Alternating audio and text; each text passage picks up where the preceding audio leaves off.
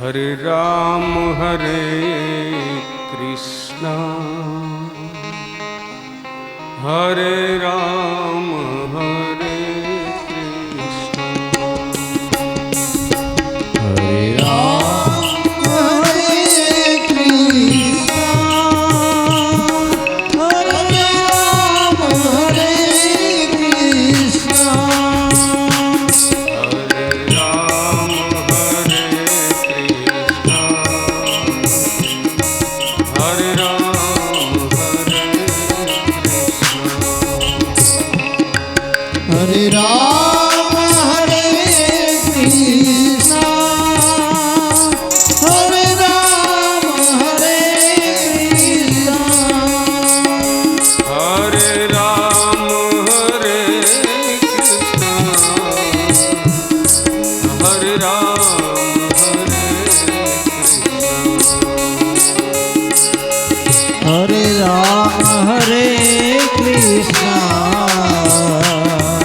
हरे राम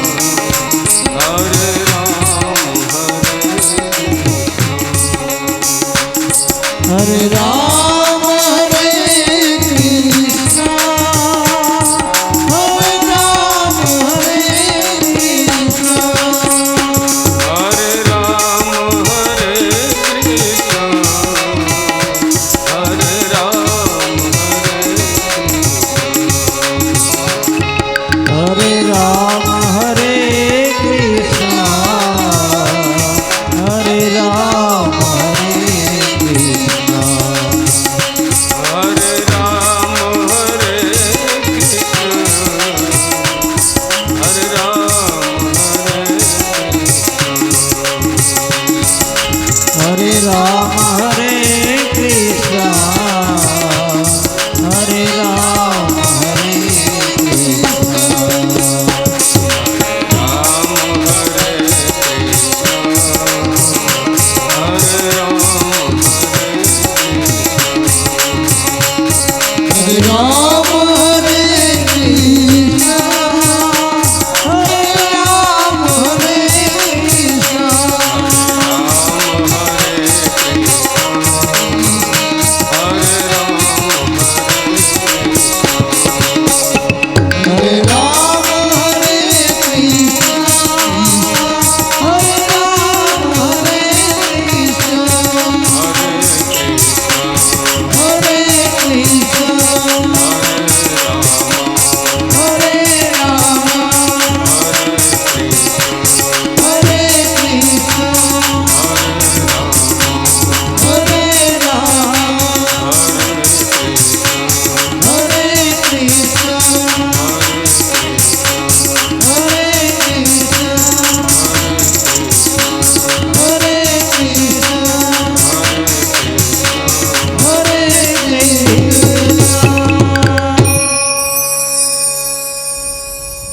बोलिए बाल कृष्ण भगवान भगवान की जय। रामचंद्र भगवान भगवान की जय। हनुमान जी महाराज राज की जय।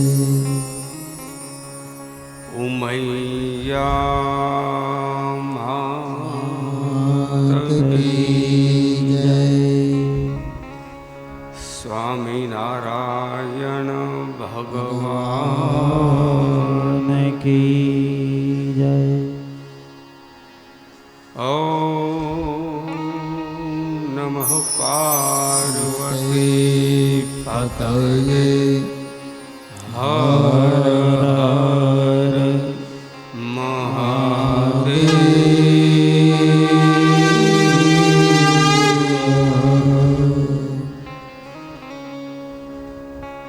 जय जय श्री राधे जय जय श्री राधे।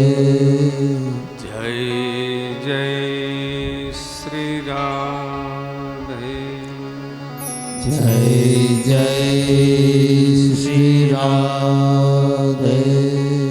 जय जय श्री राधे जय जय श्री राधे।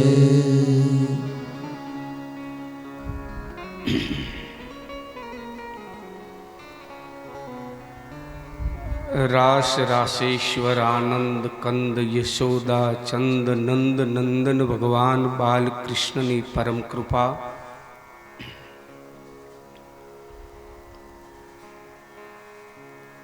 मारा અને તમારા પિતૃઓના પૂર્ણ સદગ્રહ વર્તમાન સમયના સજ્જનોના સદવિચારો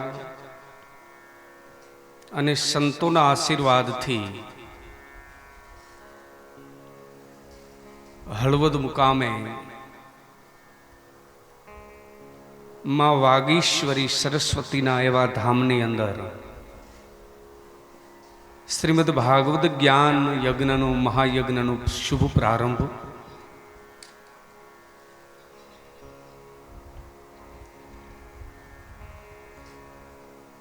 દરેક સંતો મહંતોના ચરણોમાં વંદન, ભૂદેવોના ચરણોમાં વંદન, સાધુ સંતોને વંદન અને જનતા જનાર્દન રૂપી પરમાત્માને આપને સર્વને જય શ્રી કૃષ્ણ। આવો 7 દિવસ સુધી ભગવાનને આ ગુણગાન ગાથા અને પરમાત્માને મેળવવા માટેનો પ્રયત્ન કરીએ।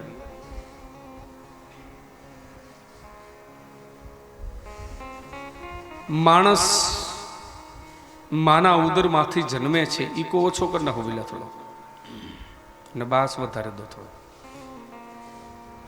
માણસ માના ઉદરમાંથી જન્મી અને લાકડા ભેરો થાય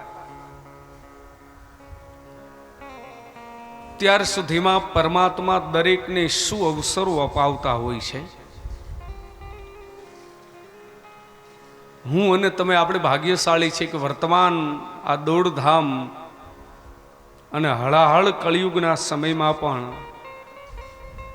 પરમાત્માના ગુણગાન ગાવા માટે, એના નામ લેવા માટેનો સુવર્ણ અવસર મળ્યો છે.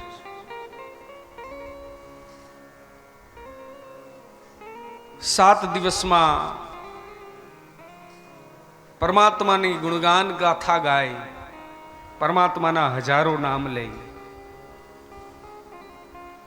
અને એક માનવ દેહની સાર્થકતા સિદ્ધ કરવા માટે આપણે બધા ભેગા થયા છે.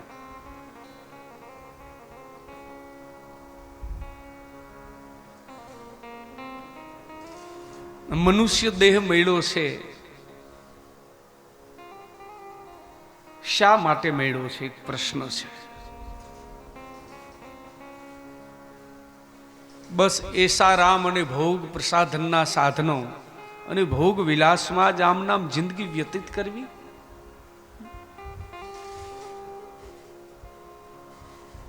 આવા જન્મ તો અસંખ્ય પશુ પંખી પ્રાણી જીવ જંતુઓને પણ મળે છે.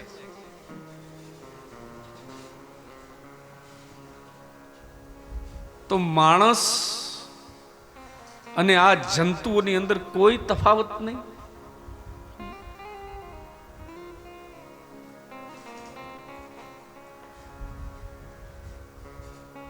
આ મનુષ્યનો દેહ મળી ગયો છે ને એટલે આપણને કદર નથી. અને પરમાત્માની બે સિસ્ટમ બહુ મહત્વની છે ભાઈ. એક જન્મનું દુઃખ અને મરણનું દુઃખ એ યાદ નથી રહેતું. બાકી આ જીવનમાં ગમે એટલા દુઃખ આવી પડે ને, એમાં જો મહા દુઃખ હોય તો આ બંને દુઃખ છે.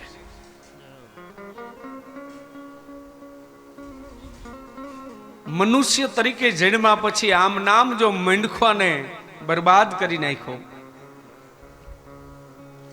તો આપણા માટે 84 લાખ યોની પાછી ઊભી જ છે. ખાતરી નથી કે પરમાત્મા આ કોન્ટ્રાક્ટ આપણો રિન્યુ કરશે મનુષ્યત્વનો. 84 લાખ યોની સબળી સબળી અને માંડ મનુષ્યનો દેહ મળ્યો.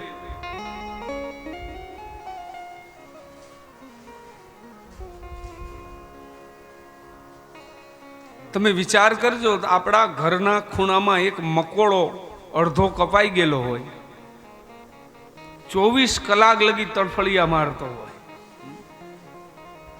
ઓલો વંદો નીકળ્યો ને હામેણી મારી હોય, પૂરો મર્યો ન હોય, 24 કલાક લગી સાહેબ એની મૂછું ડગતી હોય. આ કેટલું દર્દ થતું હશે એને. પણ કેને કીએ? ક્યાં સંવેદના રજૂ કરે, ક્યાં દુઃખ રજૂ કરે?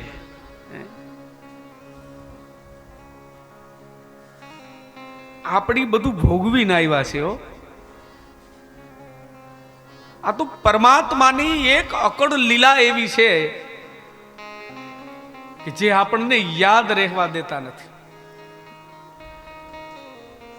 કોઈ ગાયનો પગ કપાઈ ગયો હોય, પૂછો ગાય માતાને કેટલું દર્દ છે.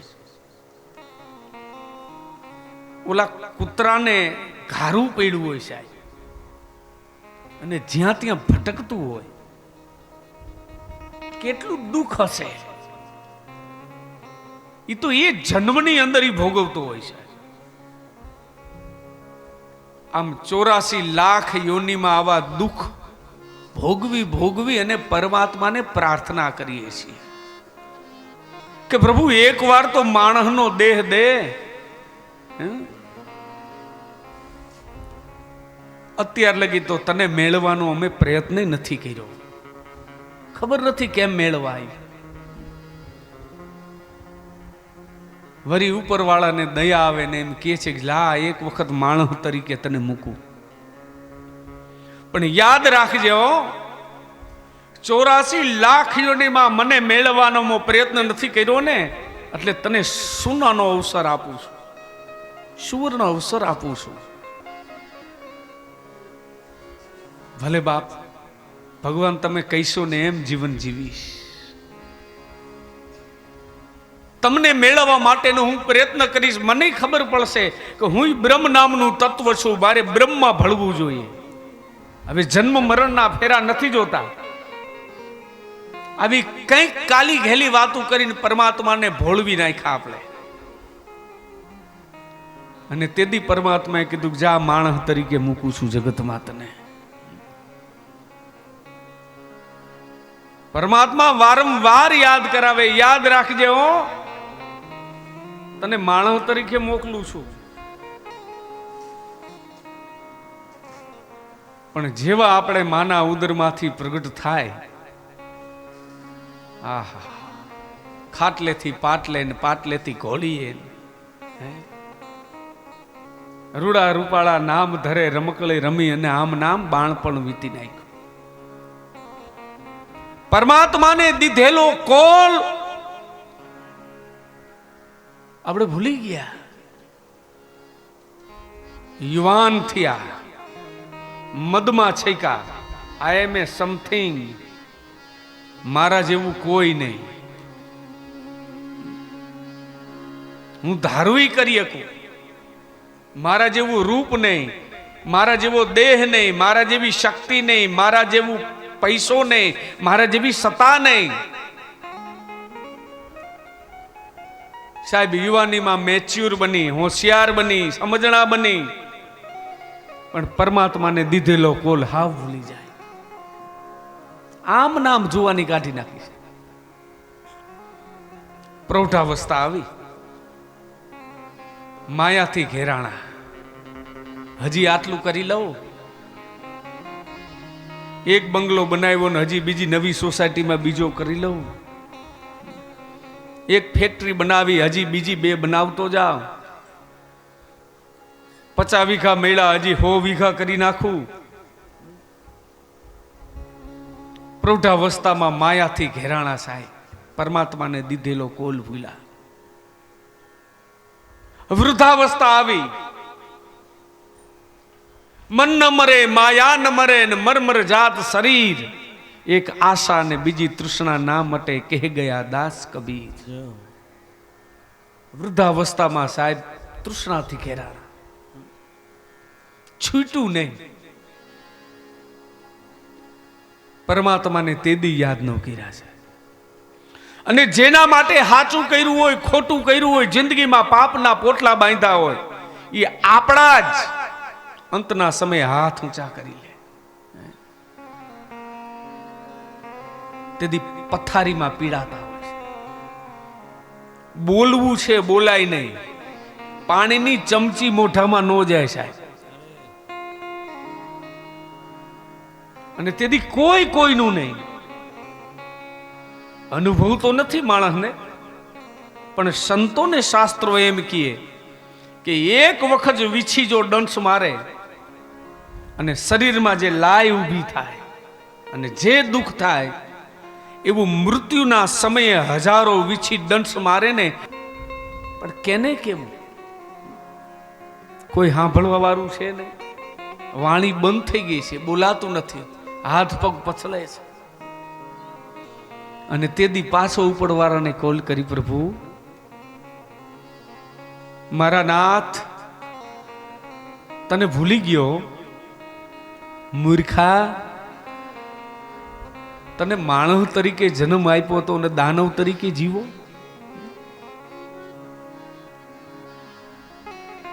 હવે જા પાછો 84 માં.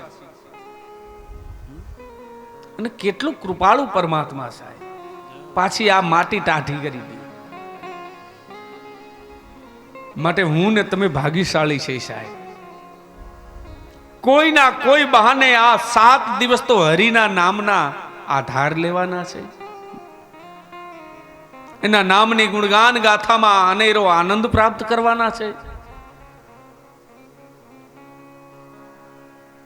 મનુષ્ય દેહ મૈળો છે ને સાહેબ, બધાથી ઉત્તમ છે અને એમાં આપણે પ્રયત્ન કરવો છે.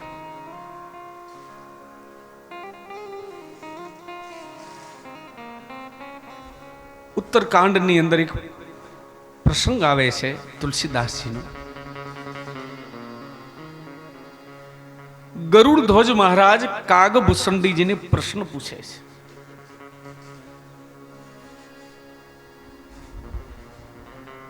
કે આટલા જીવ જંતુઓ 4 પ્રકારની બ્રહ્માંડની સૃષ્ટિમાં 84 યોની શાસ્ત્ર વર્ણવે છે, તેમાં શ્રેષ્ઠ દેહ કયો કે જેનાથી પરમાત્માને મેળવવાનો પ્રયત્ન કરી શકાય? અને કાગભૂષણજીના મુખમાં તુલસીદાસ લખે, બળે ભાગ માનુષ તન પાવા, ઈશ્વર દુર્લભ સબ ગ્રંથન ગાવા. શ્રી કૃષ્ણ ગોવિંદ હરે મુરારી, હે નાથ નારાયણ વાસુદેવા. ભાગ માનુષ તન પાવા, સુર દુર્લભ સબ ગ્રંથન ગાવા.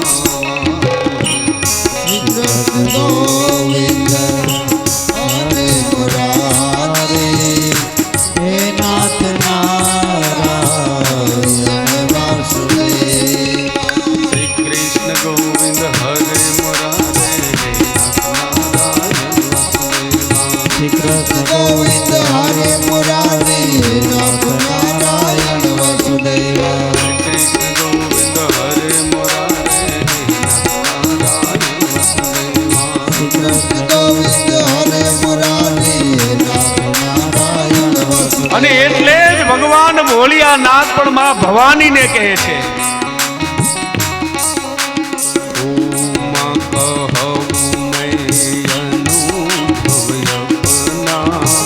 સતહરી ભજન સબ સપના. શ્રી કૃષ્ણ ગોવિંદ હરે મુરારી, હે નાથ નારાયણ વાસુદેવા.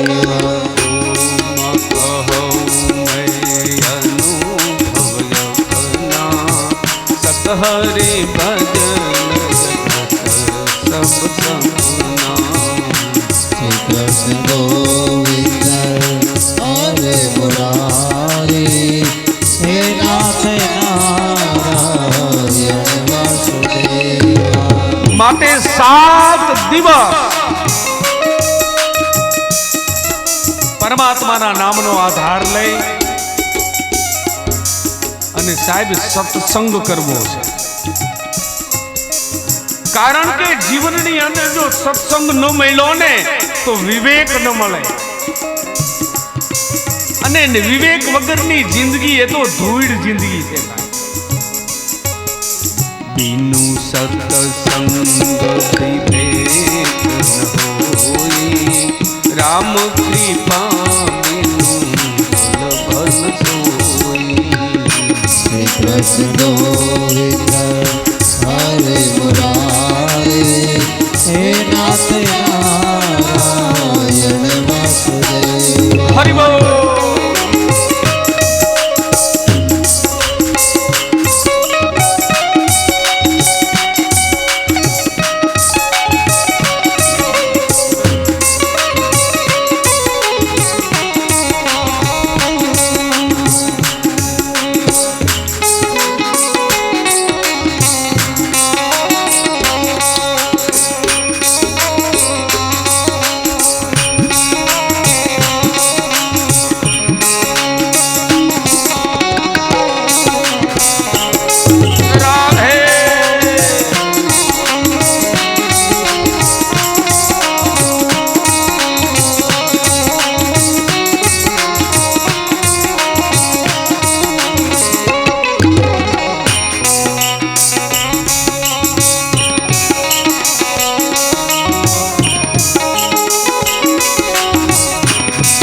એમાંય બાપ આ તો હળહળતો કળિયુગ છે.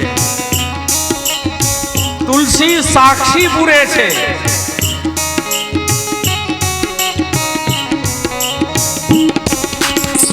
નાહી કલી કર મન ભક્તિ દેતું રામ નામ અવલંબન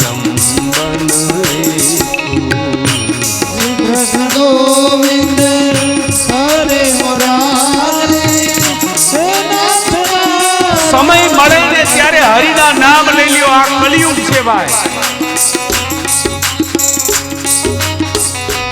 નહીં કલી કરમ ન ભક્તિ વિવેકુ રામ નામ અવલંબન એકુ. કાંઈ નો કરો તો કાંઈ નહીં,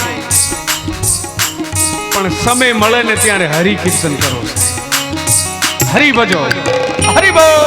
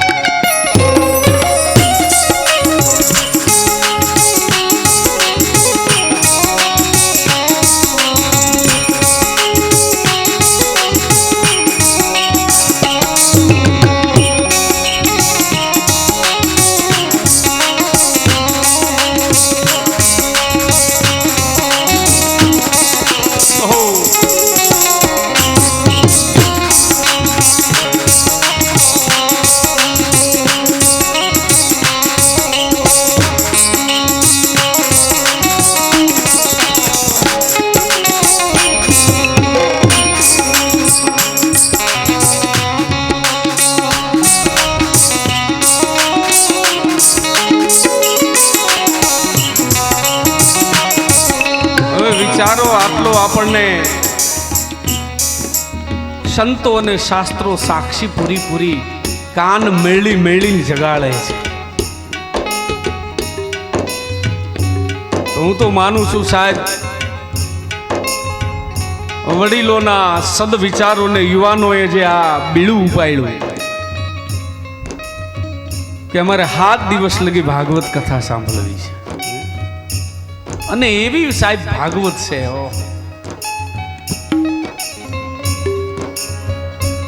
મન વચન અને કર્મથી જો એક વખત એનું શ્રવણ ચિંતન અને મનન કરવામાં આવે તો આપણા પિતૃઓને તો મોક્ષ મળે જ, પણ જીવતા જીવતા આપણું જીવન સુધરી જાય છે. આ મહા ઔષધિ છે ભાગવત. પણ આ મનુષ્ય દેહ મળ્યા પછી માણસ હંમેશા રોજ કર્યા કરે છે. અને ભાગવત એમ નામ ન મળે. 3 વસ્તુ મફત નથી મળતી. અરે પૈસા દેતાય ન મળે સાહેબ, પુરુષાર્થી ન મળે. એટલે જ અમારા જગતગુરુ શંકરાચાર્ય વિવેક ચૂડામણી નામના ગ્રંથમાં કહે છે દુર્લભમ ત્રયમેતેદ દેવાનુગ્રહ હેતુકમ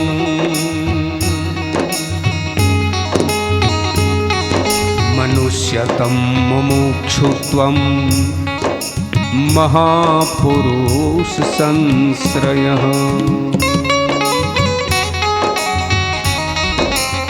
સાહેબ 3 વસ્તુ એ પૈસાથી ન મળે, પુરુષાર્થથી ન મળે. એક મનુષ્યત્વમ, આ માણસનો દેહ. પૈસા દેતા મળે તો ધીરુભાઈ અંબાણી મરત ને. કેટલી ટેકનોલોજી એની પાસે હતી સાહેબ, પૈસો ધારે હતો. પુરુષાર્થથી ન મળે, પૈસાથી ન મળે. ભાગ્યશાળી આપણે છે કે આપણને મનુષ્યનો દેહ મળ્યો છે. આ તો મળી ગયો ને એટલે એની કોઈ કિંમત નથી સાહેબ. બીજી વસ્તુ બતાવી છે મુમુક્ષુત્વમ, મોક્ષની ઈચ્છા. ભક્તિ કે પરમાત્મા નામ લેવા માટેની શક્તિ આ પૈસાથી ન મળે, પુરુષાર્થથી ન મળે. એ તો ભાઈ પરમાત્માની કૃપા હોય તોય મળે. અને ત્રીજી વસ્તુ બતાવી છે મહાપુરુષ સંશ્રય, સજનનો સંગ.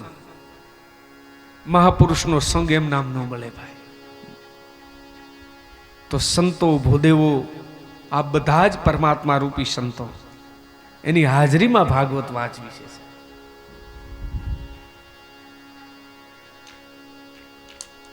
આવો 7 દિવસ લગી પરમાત્માના ગુણગાન તરફ જવું છે આપણે.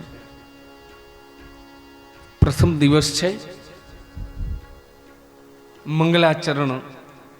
જોકે આપણું પ્રથમ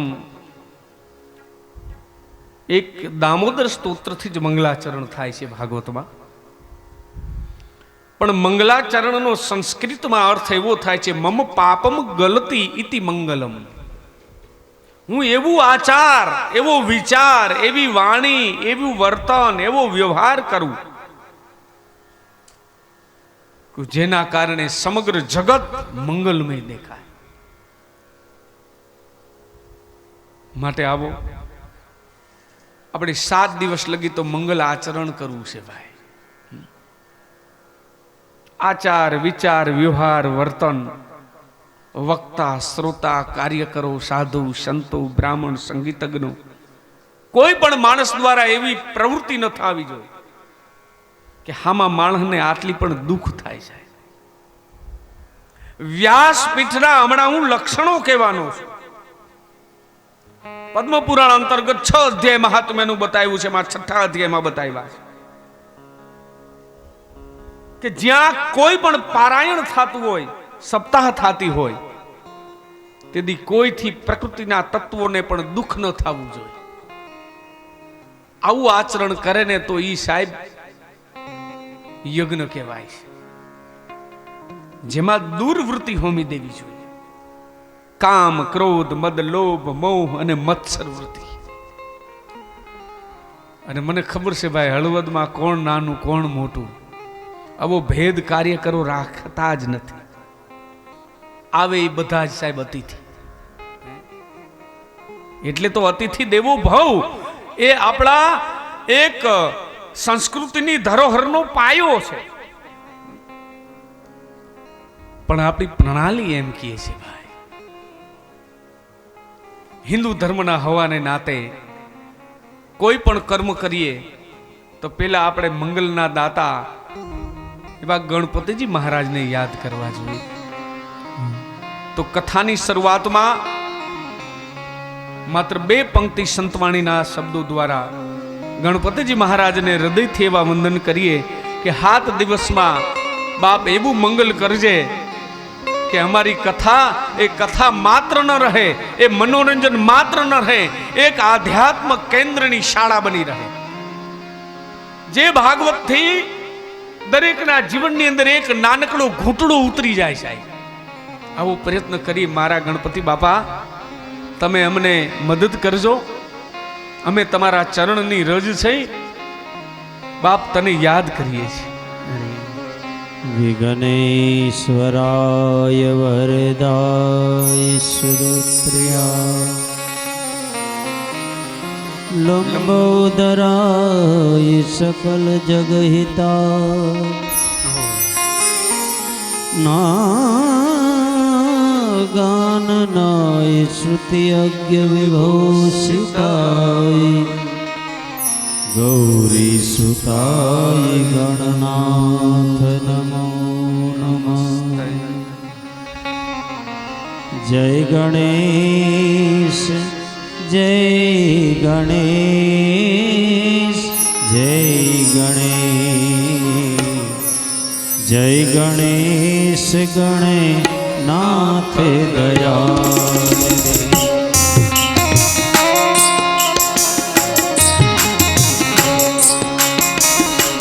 सकल विघन करे दूर हमारे,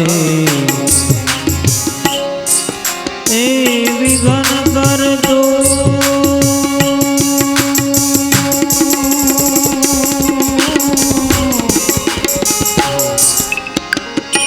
विघन कर दो, विघन कर दो।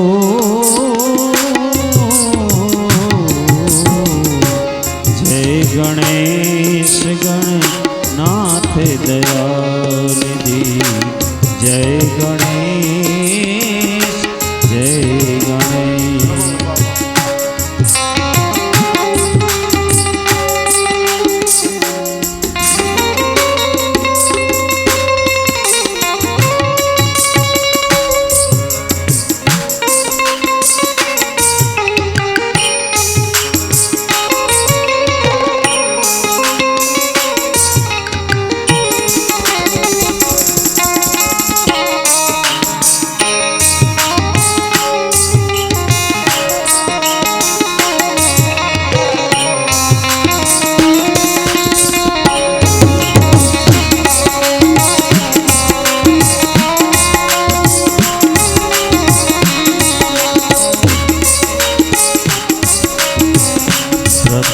धरे जो ध्यान तुम्हारो,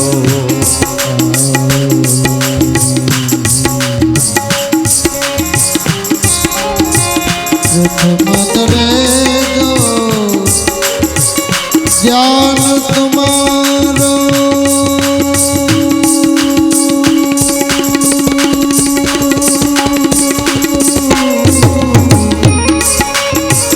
ध्यान तुम्हारो, ध्यान तुम्हारो, अरे ध्यान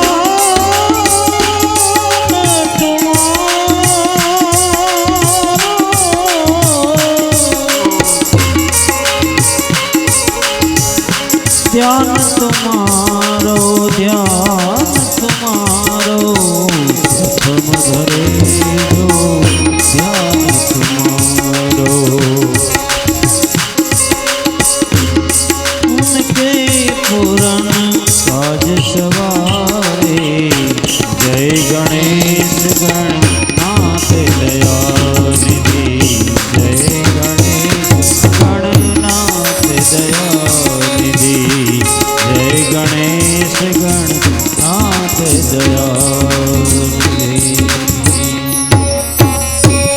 बोलो गणपति जी महाराज की जय।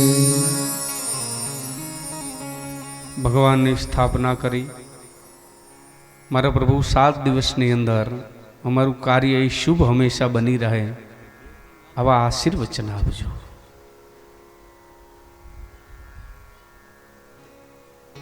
વ્યાસપીઠ અને કથાની ધરોહર એમ કહે છે કે જે ધર્મ ગ્રંથની પારાયણ થતી હોય, જેની સપ્તાહ થતી હોય, જેનું વંચન થતું હોય, પઠન પાઠન થતું હોય, તો ભગવાન વ્યાસની આજ્ઞા અનુસાર એમનું મહાત્મ્ય એ શરૂઆતમાં કહેવું આવો પ્રયત્ન છે।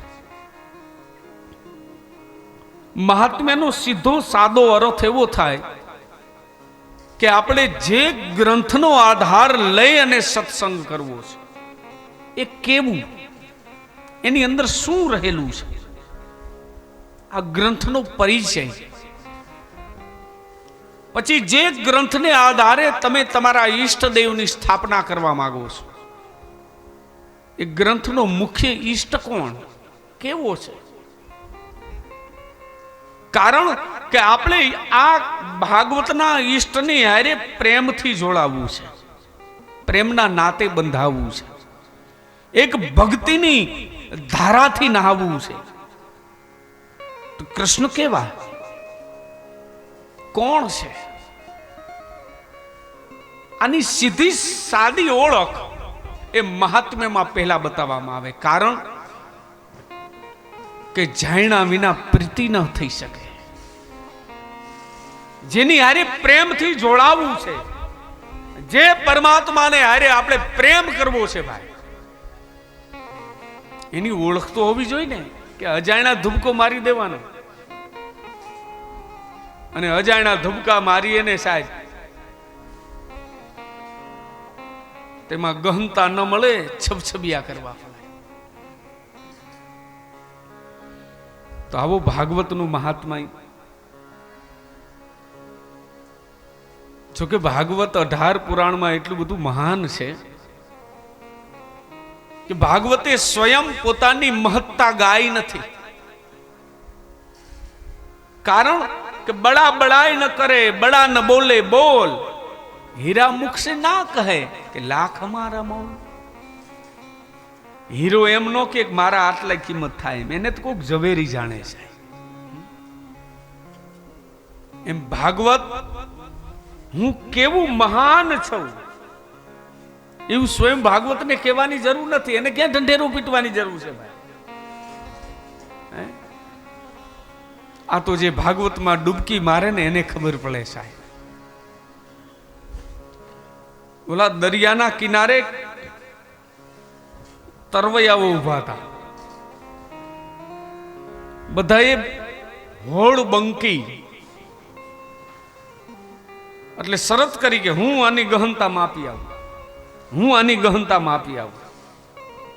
વારાફરતી પડે છે પણ સાહેબ કોઈ ગહનતા માપી નથી શકતું. તે એક મીઠાની બનેલી પૂતળી આવી. ઈ મીઠાની આવેલી પૂતળીએ નક્કી કર્યું કે હું ગહનતા માપી લઉં, શું ન મપાય. અને સાહેબ મીઠાની પૂતળી જેમ દરિયામાં પડી, સ્વાભાવિક છે ખાવાનું મીઠું હોય ને એની વાત કરું છું, એની બનેલી પૂતળી હવે દરિયામાં જાય તો શું થાય?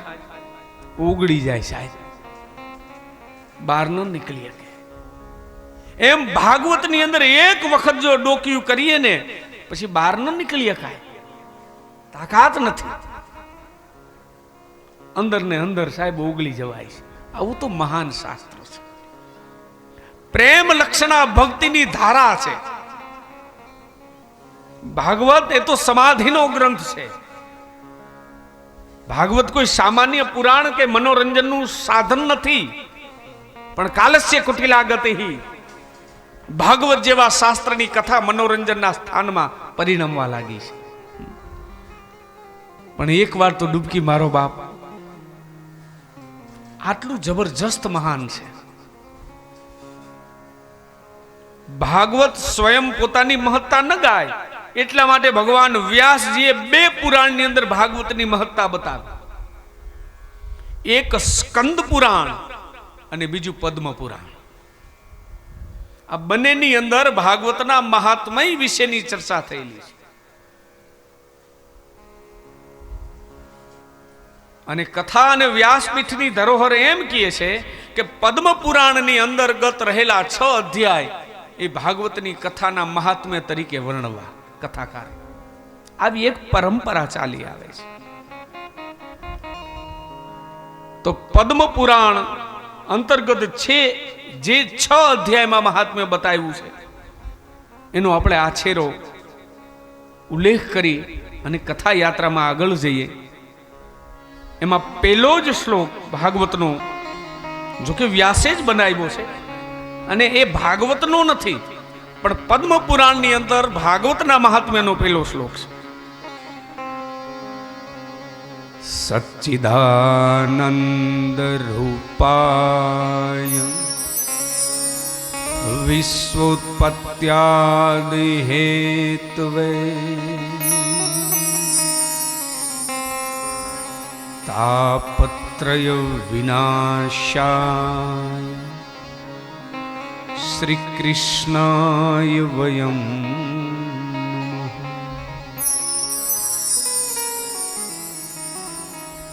પ્રથમ શ્લોકમાં ભગવાન કૃષ્ણને વંદન કર્યા છે. પણ યાદ રાખજો, સાધુ સંત એકલ પેટા ન હોય, પોતાની સ્વાર્થની વાત ન કરે, સમષ્ટિનો વિચાર કરે. હું એક જ શું કામ પરમાત્માને વંદન કરું? આપણે બધા જ વંદન કરીએ. શ્રી કૃષ્ણાય વયમ નુમઃ. વયમનો અર્થ આપણે બધા જ. સંસ્કૃતના રૂપ છે અહમ, આવામ અને વયમ. એમાં બહુવચન વયમ છે. અમે બધા જ. નુમઃ બહુવચન છે. વંદન કરીએ છીએ કૃષ્ણને. પણ કેવા કૃષ્ણને? સત્ય સ્વરૂપે તો પ્રભુ બિરાજે છે, ચૈતન્ય સ્વરૂપે પ્રભુ બધે જ બિરાજે છે, પણ આપણને ચશ્મા ચડી ગયા એટલે દેખાતા નથી. બાકી પરમાત્મા કેમ નથી બેઠા? સર્વ ઇદમ ખલુ બ્રહ્મ, બ્રહ્મ બધી જગ્યાએ છે. ઈશાવાસ્યમ ઇદમ સર્વમ યત કિમ જગત્યામ જગત તેન ત્યક્તેન ભુંજિથાઃ મા ગૃધઃ કસ્ય સ્વીદ ધનમ. ઈશાવાસ્યમ ઇદમ સર્વમ, આ બધું જ ભગવાનનો આવાસ છે. એમાં જળ, ચેતન, સ્થાવર, જંગમ. તમે જોજો, પથ્થરો એક રીતે જ નહીં રહે, વર્ષો પછી પરિવર્તન થઈ જશે. એક પર્વત એ જ આકારનો નહીં રહે, એ જ ધૂળનો ઢગલો એક આકારનો નહીં રહી શકે. પાણીનું ભરેલું તળાવડું એક આકારનું નહીં રહી શકે. આનો અર્થ એમાં ચૈતન્ય તત્વ પડ્યું છે અને એમાંય પરમાત્મા છે, પણ આપણને આવડતું નથી. બાકી પરમાત્મા નથી, એને મેળવતા નથી આવડતું. સાહેબ તુલસી સાક્ષી પૂરે. હરિ વ્યાપક સર્વત્ર સમાના અને પ્રેમ તે પ્રગટ હોય રે મેઘા. શ્રી કૃષ્ણ ગોવિંદ હરે મુરારી, હે નાથ નારાયણ વાસુદેવા.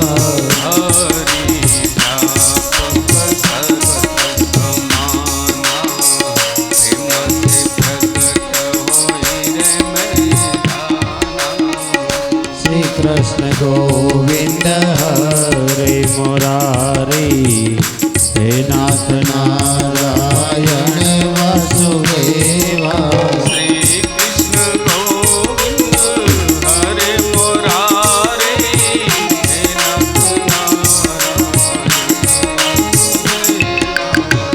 શ્રી કૃષ્ણ ગોવિંદ હરે મુરારી, હે નાથ નારાયણ.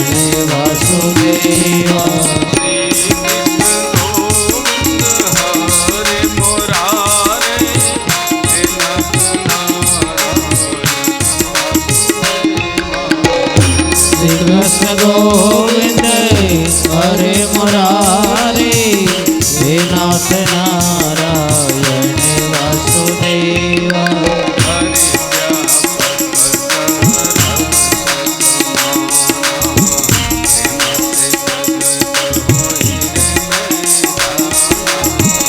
શ્રી કૃષ્ણ ગોવિંદ હરે મુરારી, હે નાથ નારાયણ વાસુદેવા. કહેવાનો ભાવાર્થ, પરમાત્મા ચૈતન્ય સ્વરૂપે જગતમાં બિરાજે છે.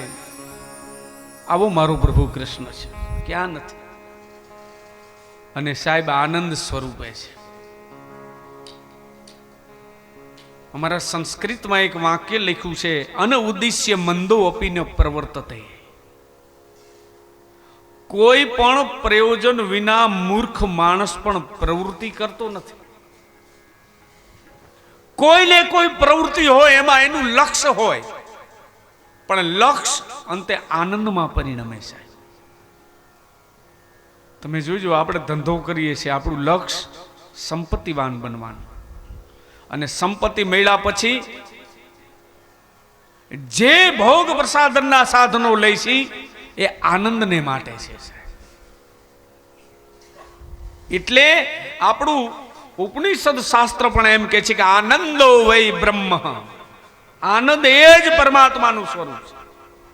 તો કૃષ્ણ કેવો છે? આનંદ સ્વરૂપ છે સાહેબ. ખુશી જ ખુશી. કૃષ્ણના જીવનમાં મુશ્કેલી નહીં આવી હોય, આપણે ભાગવત જોશું એટલે ખબર, પણ ક્યાંય બતાવ્યા નથી એને. હંમેશા આનંદ મારવો છે, આનંદનું સ્વરૂપ છે. સચ્ચિદાનંદ રૂપાય વિશ્વોત્પત્યાદિ હેતુવે ભગવાન કેવા છે કૃષ્ણ?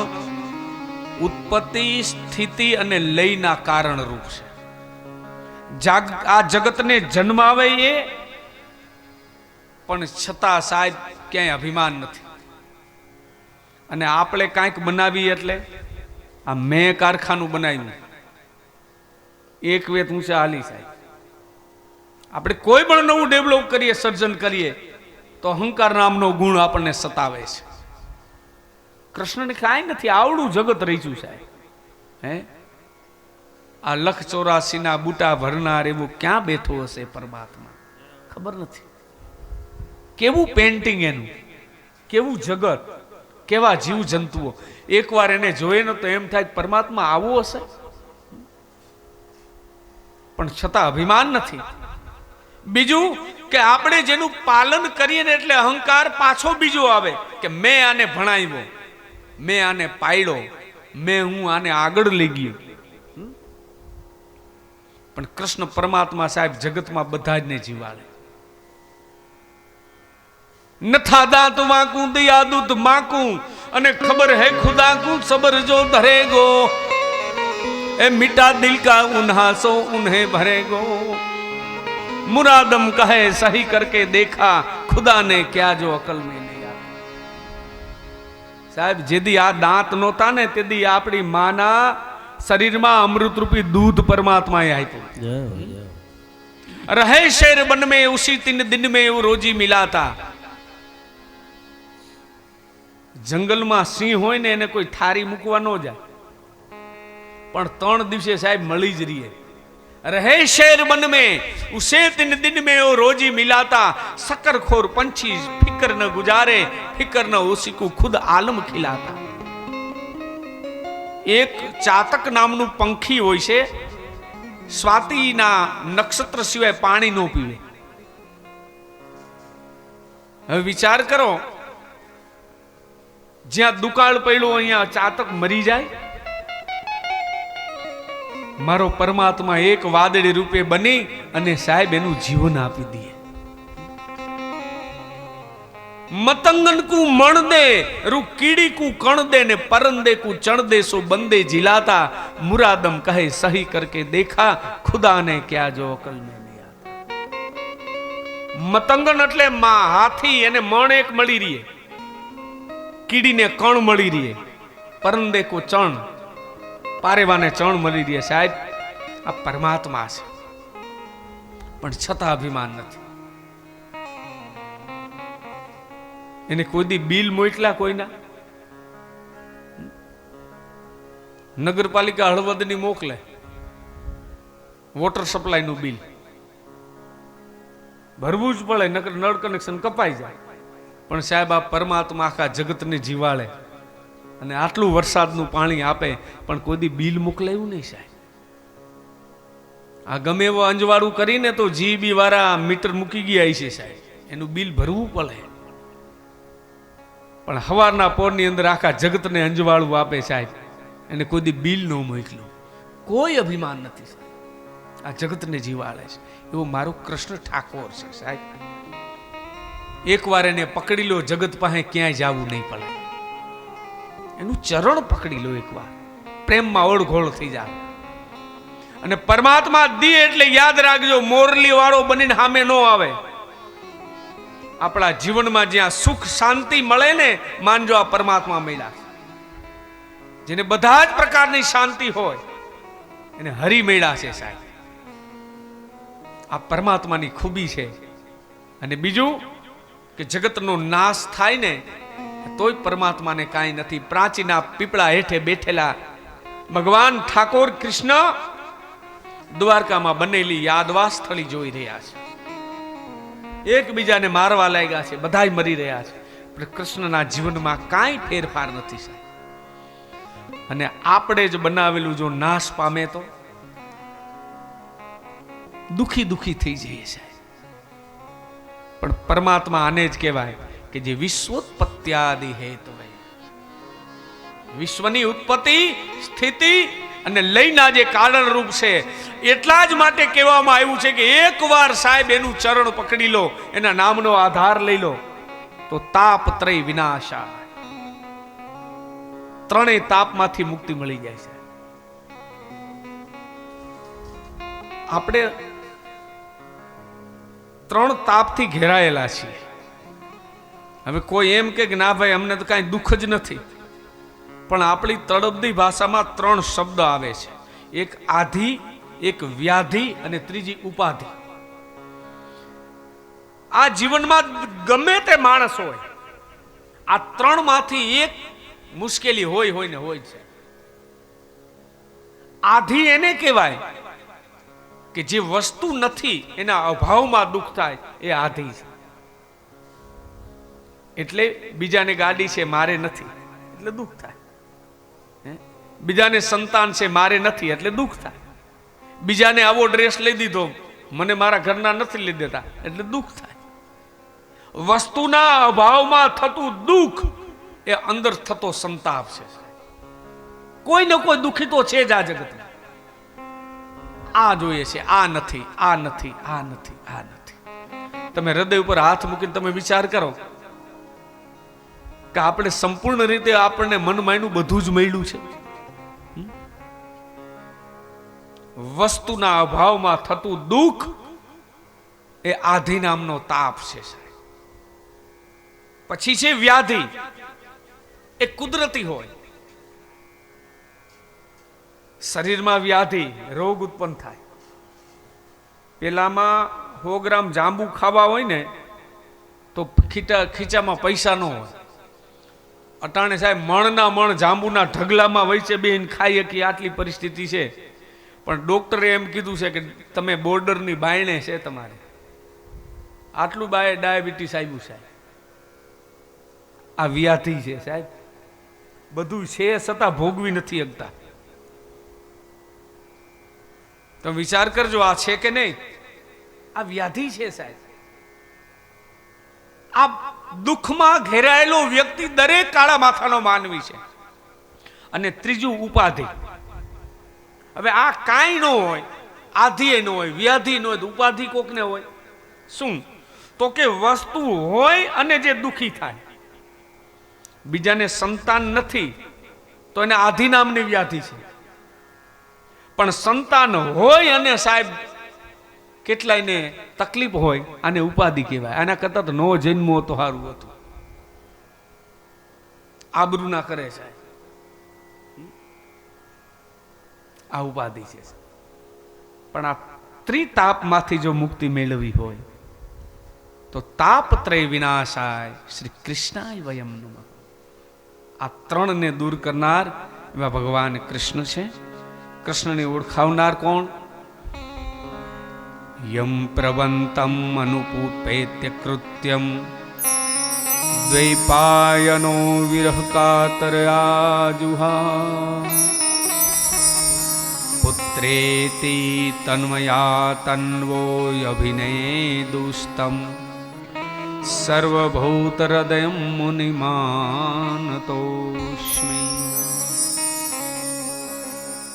જેને કૃષ્ણને ઓળખાવ્યા છે સાહેબ ભાગવતને આધારે, એવા સુખદેવજી મહારાજને વંદન કર્યા છે.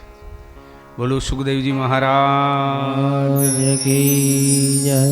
સંત હતા સાહેબ, ઘૂમતા હતા.